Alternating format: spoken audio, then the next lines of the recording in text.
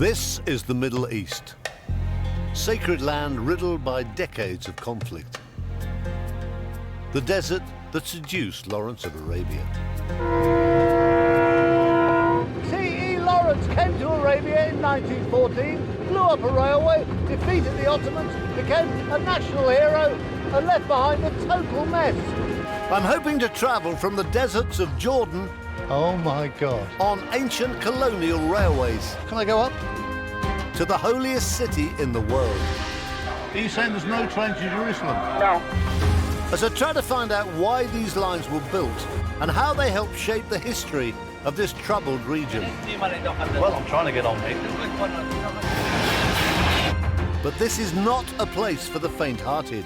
Iraq's over there, Syria is over there. So I may be in for a bumpy ride. I think these are real bullets.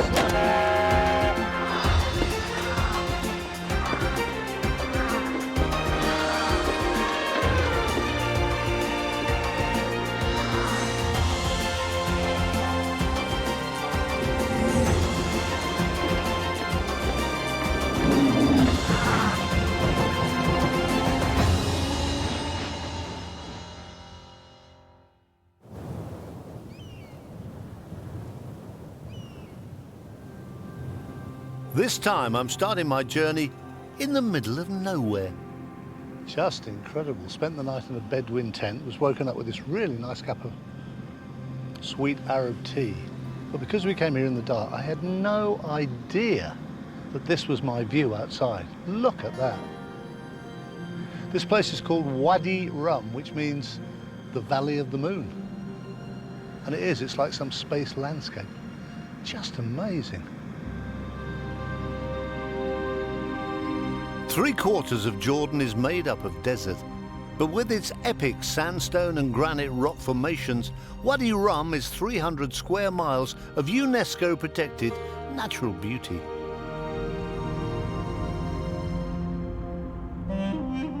I've come here to ride the famous Hejaz Railway.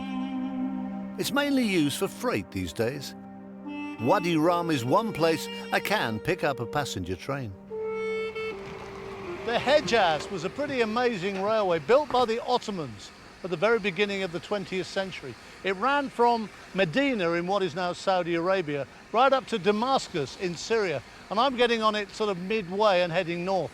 Just look at this.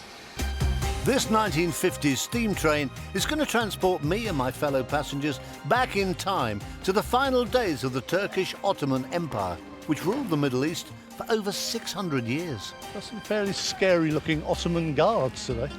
Can I go up? Thank you. Hello.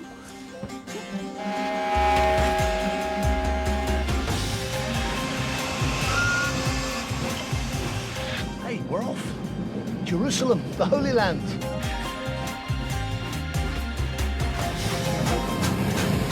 Over the next 6 days, I plan to travel on 4 different colonial railways across Jordan and Israel. Starting on the Hejaz Railway that once connected Damascus to Medina. From Wadi Rum, I'm heading north to visit an ancient city, and then I'll continue to follow the railway to the border with Israel. My second railway down to Haifa once brought thousands of settlers into Israel. From there, I'll ride a British-built coastal railway to the modern metropolis of Tel Aviv. Finally, I hope to travel on the oldest railway in the Middle East, to the holy city of Jerusalem. So beautiful out there, but absolutely baking hot. Construction of this amazing 800-mile desert railway began in 1900, and it took just 8 years to complete. It was a railway that was built to save thousands of lives. Tens of thousands of Muslim pilgrims used to make the 40-day journey along this route in the baking desert to get to Mecca and Medina, and many, many of them died en route. Once this railway opened, though, in 1908, everything changed. Tens of thousands started to use it, and within only a year or so, over 300,000 Muslim pilgrims a year were using this railway. But of course it wasn't just a pilgrim railway. It also gave the Ottomans an easy way to transport thousands of soldiers around their empire. And this made it a strategic target for the local Arabs, who were increasingly unhappy with their Turkish rulers.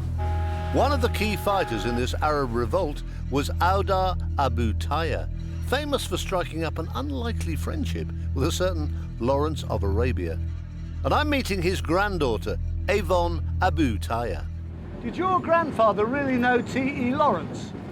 Yes, they fought together in the Great Arab Revolt against the Turks in 1916.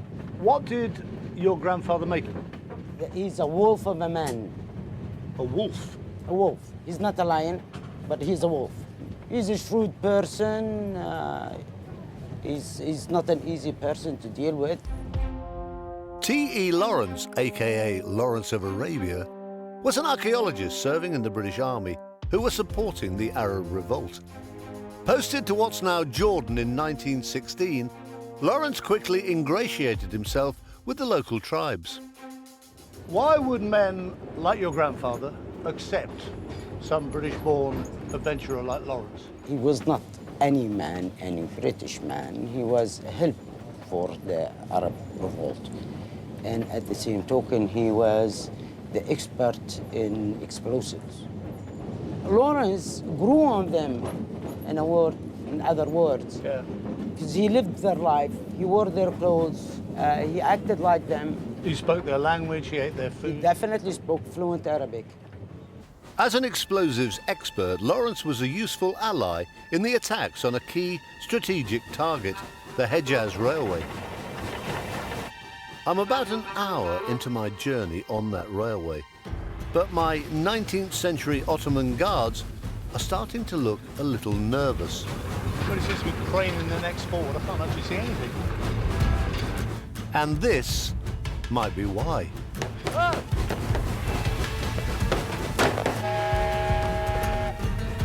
I think it's a historical reenactment, I think. I tell you what, in this part of the world, you're not sure. What? Yes. During World War I, Lawrence of Arabia and his Bedouin tribesmen allies led dozens of attacks on this railway. I think these are real bullets. With British guns and explosives and Bedouin knowledge of the desert, Lawrence and the Arabs successfully attacked trains, blew up bridges and sections of the railway. Grief.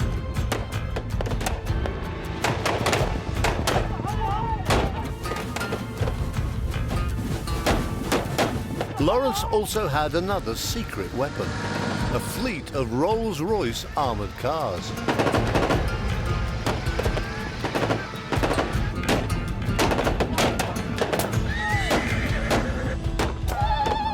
Many of these horsemen are descended from the Bedouin tribes who fought with Lawrence.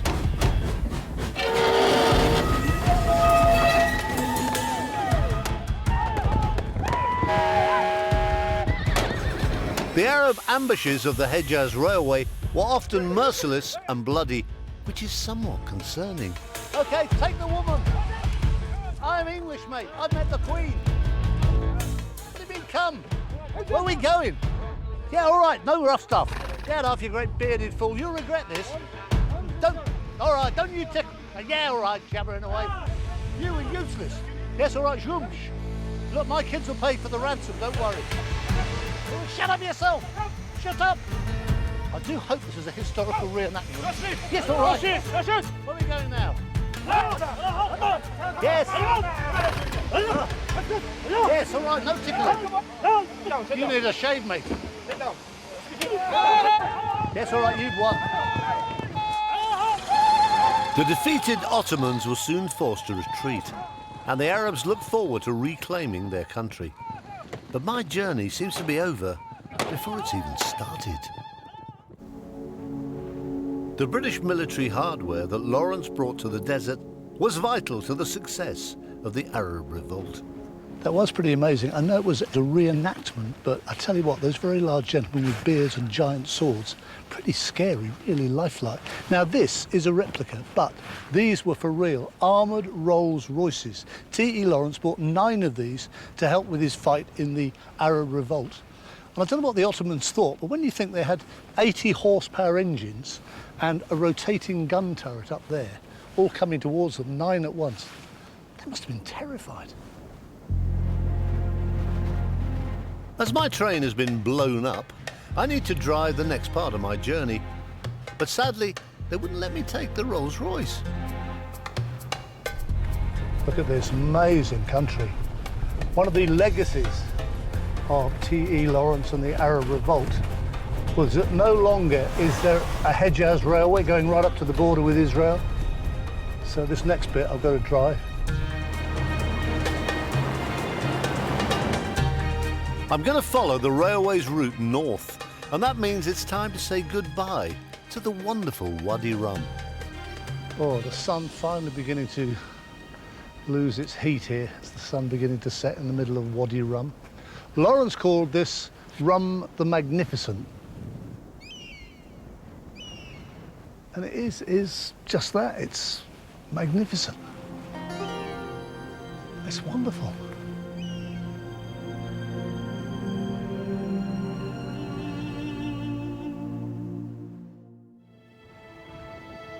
The Hejaz Railway wasn't just built for pilgrims and soldiers. It was built for early 20th century tourists too, with a station near one of the 7 modern wonders of the world.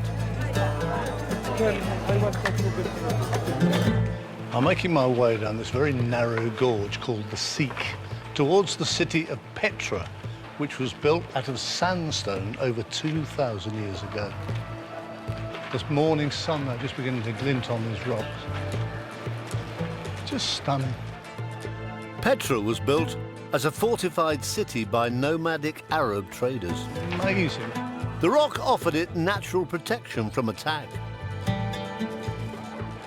I've never seen anything like this in my life. Oh my God. Look at those pillars. Extraordinary. Just mind-numbing. What a vision to make this.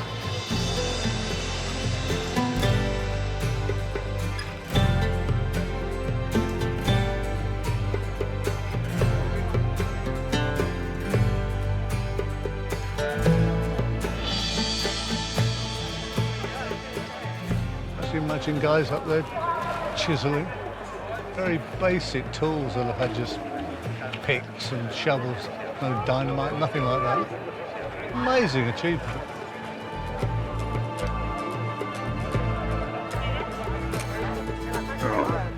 It is incredible, isn't it? It is actually a tomb, as a lot of the structures around here are. But it's always been called the treasury because local tribes have been convinced that somewhere inside all that rock is a vast hoard of Pharaoh's wealth. And if you look up at various points around the sandstone, you can actually see bullet holes where people have tried to shoot their way into the interior to get the hidden riches. So far, all that's been revealed is solid sandstone. But you never know. Sadly, after T.E. Lawrence blew up the Hejaz Railway as part of the Arab Revolt, the anticipated flood of tourists to Petra didn't really happen for a very long time. And for the Hejaz Railway, it really was the beginning of the end. It never really recovered. The Ottoman Empire might have collapsed, but the free Arab nation never really happened either. And Lawrence's legacy is not such a happy one. The only traffic on this railway now is used to transport, It's freight. the phosphate only. But otherwise, it's not used at all. Along for the ride is my local guide, Osama. Osama, how do you look on the Arab Revolt and Lawrence of Arabia? I mean, to us he's a hero, but what about you? Many people see Lawrence of Arabia as a hero. Some people would call him the uncrowned king of the Arab. Yeah. But you have to know that also many people in Jordan sees him as a traitor against the Arab revolt. After we kicked out the Ottoman from the region, the British Army, with the help of Lawrence of Arabia, took over the place of Ottoman Empire, and we stayed under the British mandate until 1946, until independence. Far from giving the Arabs back their land after the Arab revolt, the British government took control of Jordan and neighbouring Palestine. Do you think the British betrayed you? Personally, I do see that Britain have betrayed all the Arab, actually, because the main goals was to have a free, united Arab country stretching from Lebanon to Yemen. Disillusioned with the outcome of the revolt, Lawrence returned to Britain. And the Hejaz remains like a Marie Celeste of railways, with abandoned lines, stations and rolling stock at every village we pass. Sandstone's just crumbling. This is Petra station, built by the Ottomans over 100 years ago. It's all rather sad, really. The Hejaz Railway was one of the most ambitious ever constructed. More than 8,000 people worked on it. But in the end, it only ran properly for less than 10 years, which is a bit of a shame, really. Thank you, T.E. Lawrence. Perhaps one day the Hejaz here in Jordan will be reborn, because over in Israel a branch line to the coast has been restored, and it's time for me to cross the border. I shall miss you. Me too. I really hope you have enjoyed. Thank you so much. You're welcome. Thank you. Getting stamped out of Jordan is just the easy bit. Some cheese? Cheese. Have a nice trip. Thank you very much. Bye-bye. We've unloaded all the bags from our filming cars, and now we put them all on this bus. And the bus is going to take me probably less than 100 metres up to the Israeli border, and then we take them all out again. Oh, goodbye, Jordan. I've never been to Israel before, and I have to admit, I'm quite nervous. The River Jordan is deep and wide. Hallelujah. Oh, that was fun. Welcome to Israel. Well, am I welcome to Israel? Hello, Christopher. They do like to ask a lot of questions when you come to Israel, but eventually Am I now in Israel? Yeah. Good, thank you. the seas part. So I've been cleared. I've been checked for explosives, and it's fine. I'm now in Israel. It's very, very hot today. Israel, very different country, obviously, from Jordan, where we've come from. Mainly, I think, well, one thing, obviously, they're predominantly Jewish, but also because they're much wealthier. And the good thing for us is that because they've got that much more money, they've got a much bigger range of very good railways. One of which opened just a year ago, running from the Jordan border down to the coast. So, first station in Israel, shiny and new compared to what we saw in Jordan. Hello. Already a lot of security on display. English. Afula.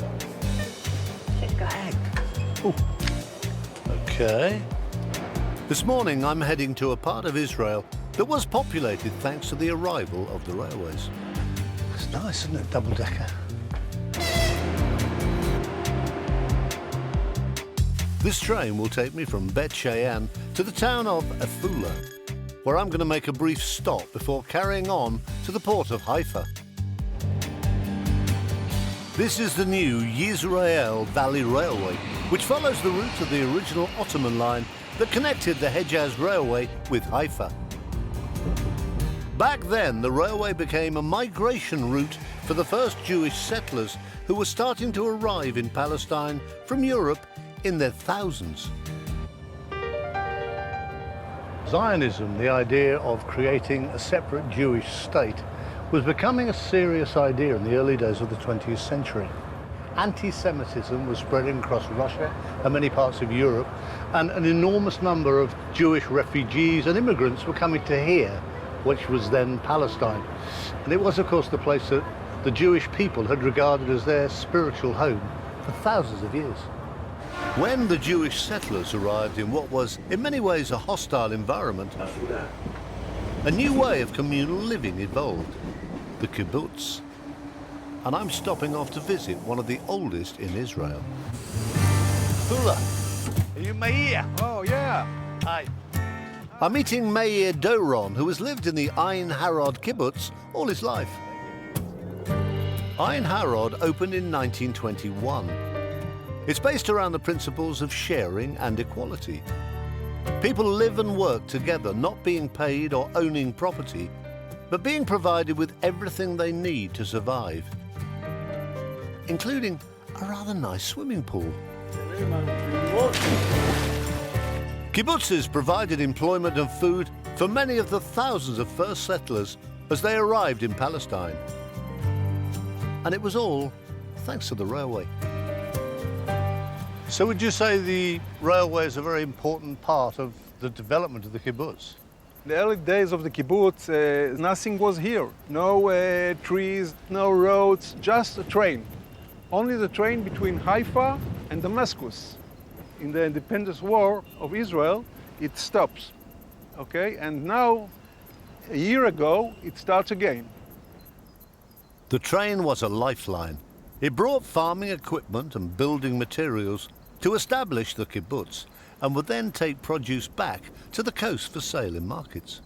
How important do you think the original kibbutz were to the development of Israel? It was quite or very important because the beginning of all the kibbutzim in Israel, they were tough persons and they were making the ground good. So it helps Israel to be a great agriculture country, one of the best in the world, maybe. Even today, kibbutz produce 40% of Israel's agriculture. Do you share wives? We try not to. Try not to. What a great answer. But that's enough communal living for me. Time to move on. Right, on to Haifa, which is an old port down by the coast. As Jewish immigration increased in the early 20th century, the ruling British government found themselves under intense pressure to support the creation of a Jewish state in Palestine. Back in 1917, there's this letter from the Foreign Office. They call it the Balfour Letter. Dear Lord Rothschild, His Majesty's government view with favour the establishment in Palestine of a national home for the Jewish people, and will use their best endeavours to facilitate the achievement of this object. It being clearly understood that nothing shall be done which may prejudice the civil and religious rights of existing non-Jewish communities in Palestine.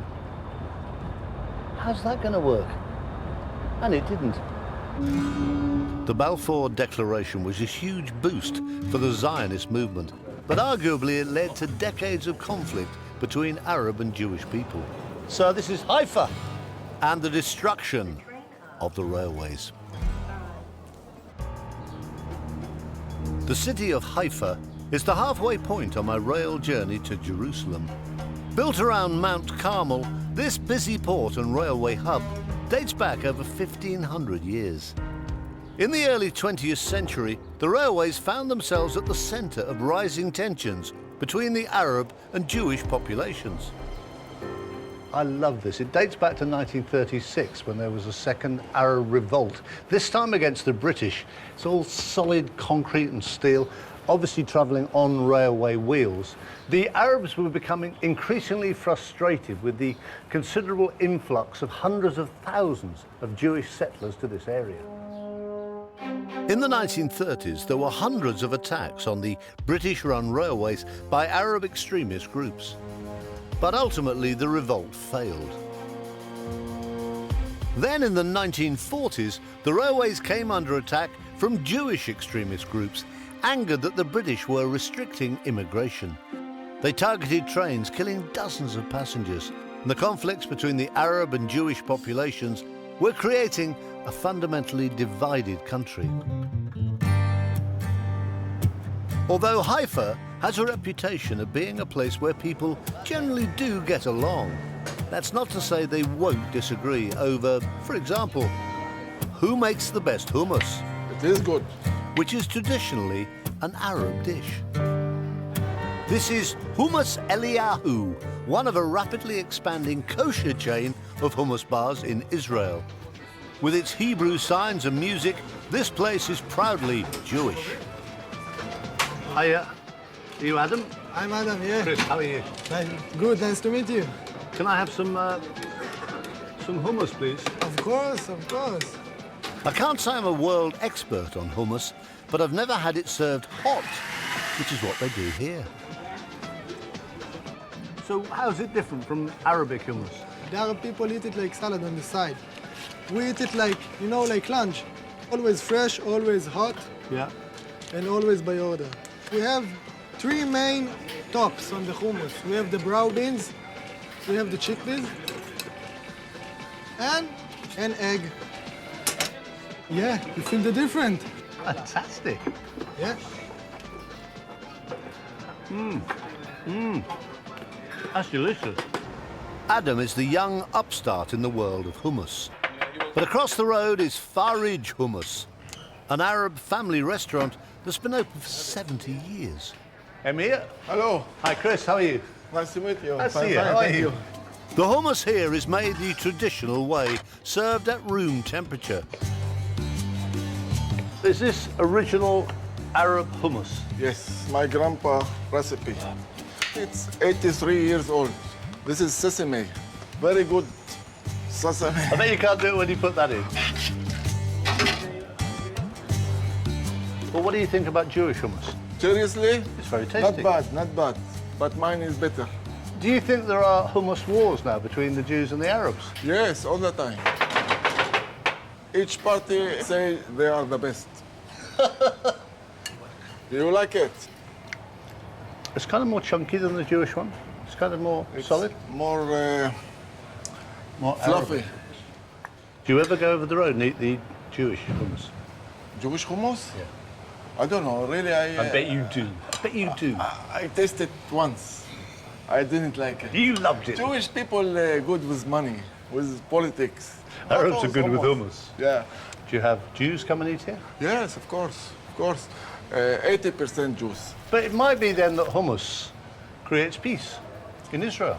I hope so. Well, the politicians have so. failed. The hummus could. I hope so. This would be brilliant. In spite of all my forebodings about coming into war-torn Israel, it's actually rather nice that here in Haifa, through hummus, the Arabic community and the Jewish community can get together in different restaurants, share their love of hummus and food. But back at the railway station, I come face to face with the reality of modern Israel.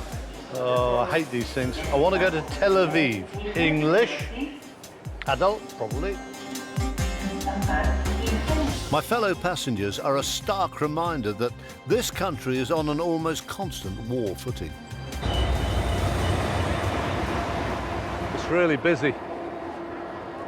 What you do notice on Haifa is an awful lot of young men and women with very serious guns.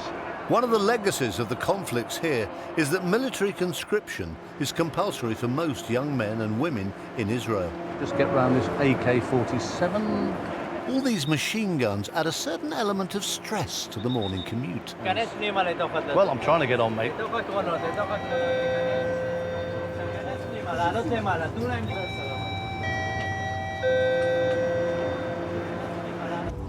Made it. Today I'm travelling 60 miles down the coastal railway to Tel Aviv.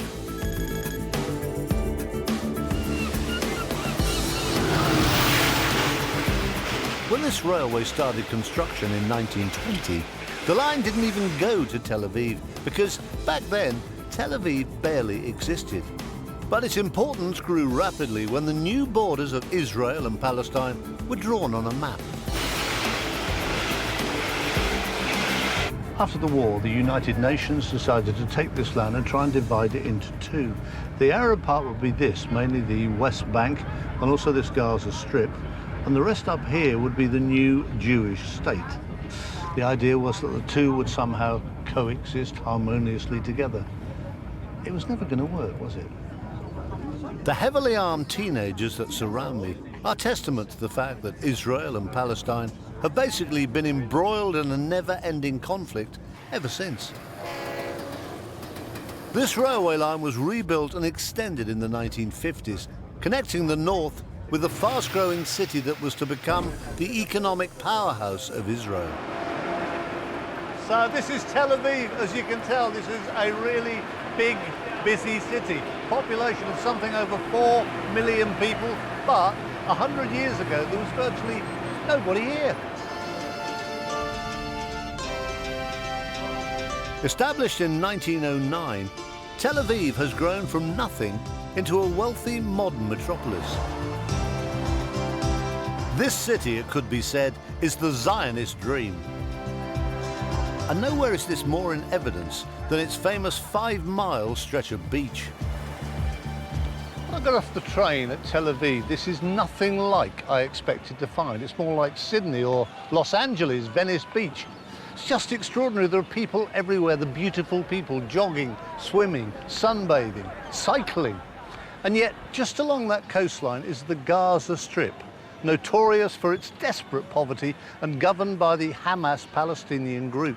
It's like everybody's living here in a bubble.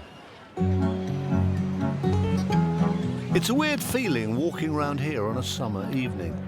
It's almost as if the conflicts and poverty that often engulf Israel don't exist here. Time to ask some locals what it's like to live in the bubble. See, there's no doubt now that wherever we come from, we live in a much more dangerous world, I think, than we used to. So, in Tel Aviv, do you live for the day? You feel like everything is fun, you know, you're around here and you go out and you enjoy, you're with your friends and everything is okay. In that sense, it's like a bubble, and then in a split second, it can all shatter. You have to be aware of the problems in Israel. You have to be. Yeah, everybody knows what's going on in the country, but people here do other stuff as well. And you see in Tel Aviv that people here are extremely friendly and open and willing. Like if you go out at night, every night is like a Saturday night for you in London, and it goes until really late. And people go out and enjoy their lives. There's no after parties because the party is going on. The party doesn't end. The party never stops. Yeah.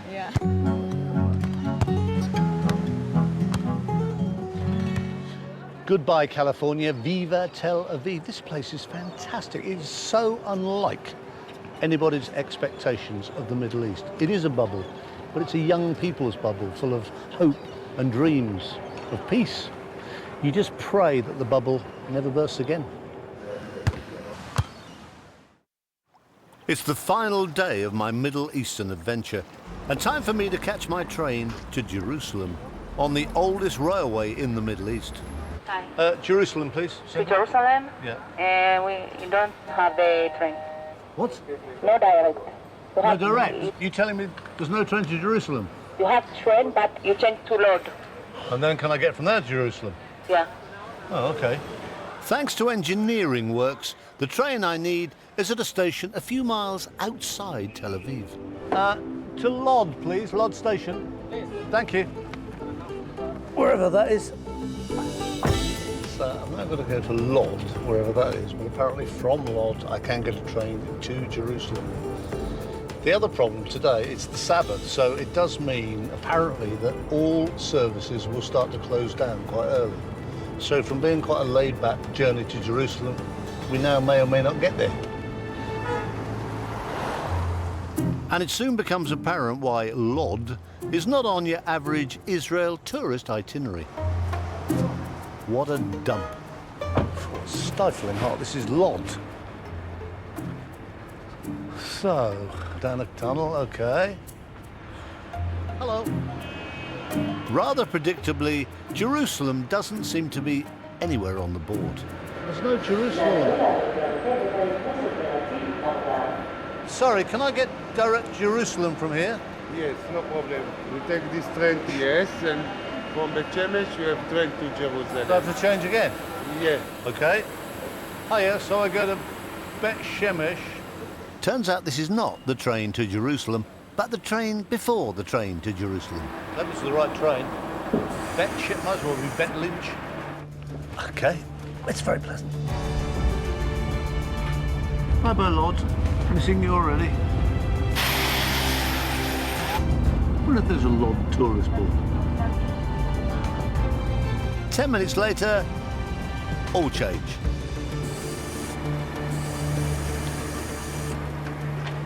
Okay, Bet Shemesh.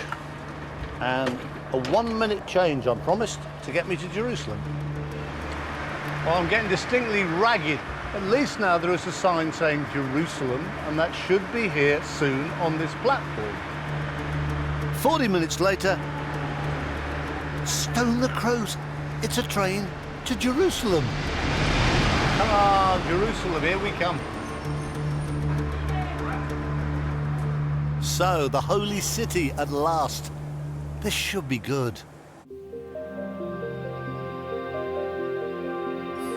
On the final leg of my rail journey through the Holy Land, I'm travelling on one of the great railways of the world.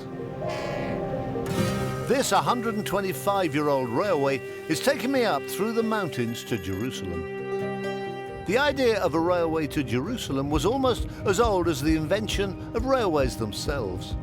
Before it was built, the Holy City was largely cut off from the outside world. Jerusalem now attracts tourists from all over the world, but in the 19th century it was completely isolated. The only way to get to Jerusalem was by mule.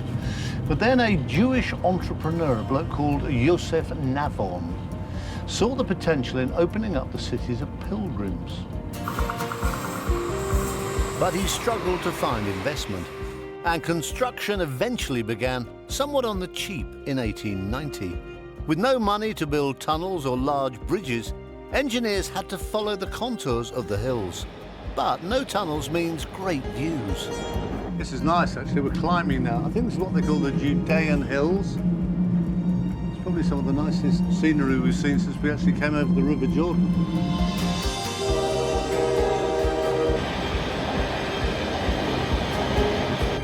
When it opened in 1892, as well as pilgrims, the railway brought much-needed supplies of water, food and construction materials. And within 10 years, the population of Jerusalem had doubled. And after 5 days, 4 railways and a lot of hummus, I finally arrived in the capital city of Israel. So I made it. The holiest city in the Holy Land. Jerusalem.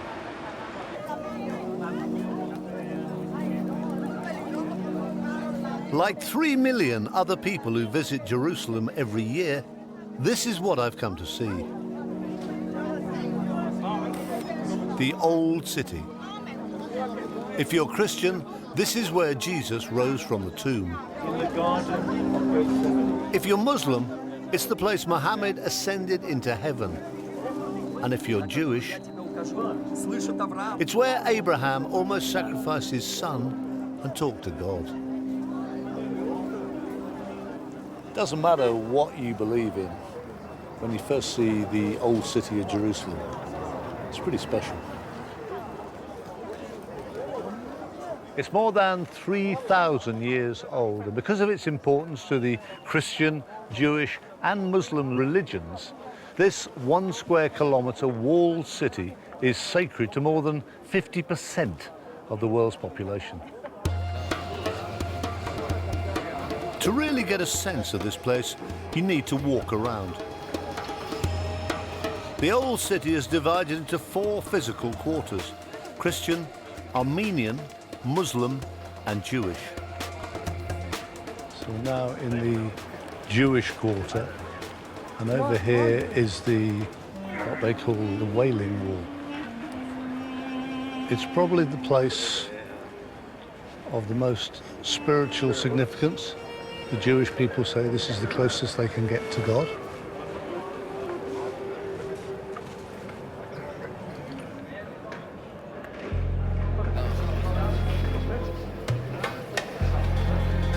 As I get deeper into the old city, it becomes an increasingly bewildering web of winding streets, alleyways and tourist tat.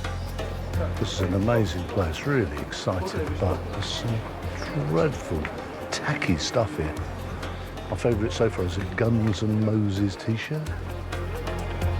T-shirts aside, it's as if not much has changed here for thousands of years.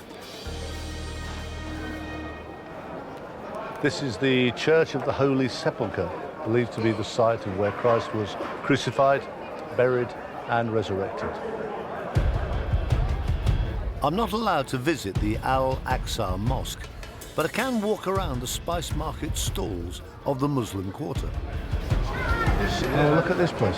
It's like a spice pyramid. Things often kick off in the old city, but for now, things seem pretty calm. But where I'm going next is a very different story. My final journey to see a very different wall. I've got one more last train to catch. It's what they call their light rail service. It's late on a Friday. It's gone 4:30. And everything closes down till Sunday because this is their Sabbath. So I hope there's one more still to come.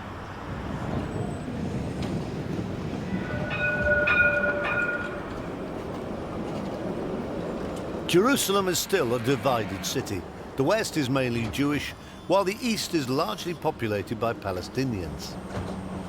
This 8-mile light rail system, used by 140,000 people each day, runs through both sides. And I'm taking it east to my final destination. But like so much in Israel, it's quite controversial. That's a great service, but as always, there are two schools of thought.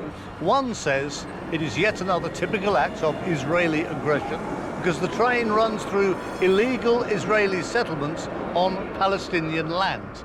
The others say it's a great place for everybody to get together because everybody, Jews, Arabs, Muslims, Christians, television presenters, everybody gets on that train and they mix, and it's great. And if there is one thing this country needs, it's less division. This is what the light railway has brought me to see. The notorious separation wall. A 400-mile wall built on the border between Israel and the Palestinian West Bank. Israel claims it's to prevent terrorist attacks, but many see it as a form of racial segregation against Palestinians. I don't suppose many tourists or pilgrims come to this bit, but there are whole blocks of flats that used to be in the same street, where now, if anybody wants to go and see their neighbour, they have to go through a checkpoint. This has been a thought-provoking journey in two countries of contrast and extremes. I've met so many people that just want peace. But sadly, I can't see the problems of this region being solved anytime soon. You see, it would be very easy for me to come here and say building walls is never going to achieve anything, and the Arabs and the Jewish population ought to find a solution and live together in peace and harmony. But then again, you think about it, I'm British, and I think it's us that probably started the whole thing.